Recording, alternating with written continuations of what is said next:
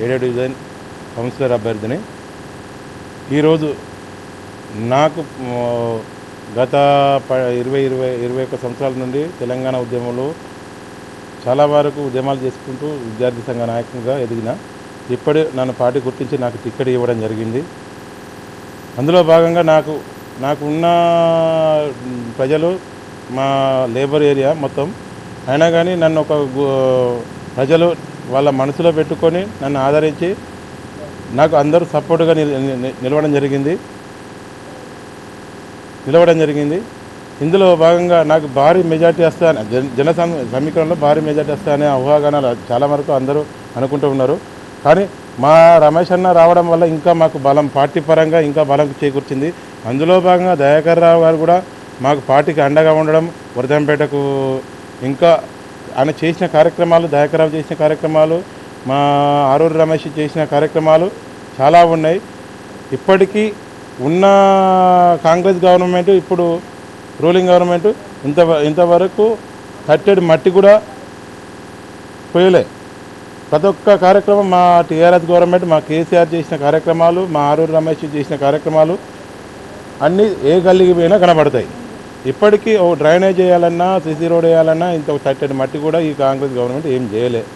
ఇప్పటికున్న MLA గారు ఇక్కడ ఉన్న ప్రజలతో కలిసిమెలిసి ఎన్నడూ లేడు. వాళ్ళ కార్యకర్తలు వాళ్ళ లీడర్తోనే లేడు. ఇప్పుడు ఎన్నడూ పోయినా వాళ్ళ వ్యవస్థనే చూసుకుంటారు తప్పించి ప్రజల భావం చూడలేరు.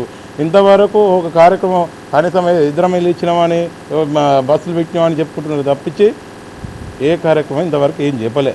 జనాలలోకి పోయి ఒక సిసి రోడ్ వేయాలి, నల్లాలు పెట్టి వేయాలి, కాలువలు దిగించనే దుస్థితి ఉన్నది ఇక్కడ. అలాంటి సిచ్యువేషన్లో ప్రజలల్లో చాలా బలంగా ఆ కాంగ్రెస్ మీద చాలా మైనస్ ఉన్నది. బ్రహ్మాండంగా మేము మా టీఆర్ఎస్ పార్టీ, మా బీఆర్ఎస్ పార్టీ తరఫున మాకు చాలా మెజార్టీ వస్తుందని ఆలోచన ఉంది. మా 7వ వార్డులో మ్యాక్సిమము డ్రింకింగ్ వ్యవస్థలో చాలా ప్రాబ్లం అయితే లేదు. కేసీఆర్ చేసిన మిషన్ భగీరథ పైప్ లైన్ అయినా పర్లేదు, వాటర్ సోర్స్ అయితే గవర్నమెంట్ టీఆర్ఎస్ గవర్నమెంట్ ఉన్నప్పుడే బాగుండే. ఇప్పటికి కూడా ఏ ఆలోచన ఇప్పుడు మా మ్యాక్సిమం ఏ జనాలలో ఉన్నది వాళ్ళకి కమిటీ హాల్ కట్టేయాలనే మాకు ఆరూరు రమేష్ అన్న ఆల్రెడీ శంకుస్థాపన చేయడం జరిగింది. దానికి అనౌన్స్ చేయడం జరిగింది. కమిటీ హాల్ అయినా, కులానికి ఒక కమిటీ హాల్ అయినా కానీ, మిగతా అది ఎస్సీ కాలనీలో అయినా, కొనపురంలో అయినా కానీ వాళ్ళకు శ్మశాన వాటిక వేస్తామని అప్పుడు స్టోన్స్ అంటే వేయడం జరిగింది. అలాంటి స్టోన్స్ను ఇప్పుడున్న గవర్నమెంట్ అన్నీ క్యాన్సిల్ చేయడం జరిగింది.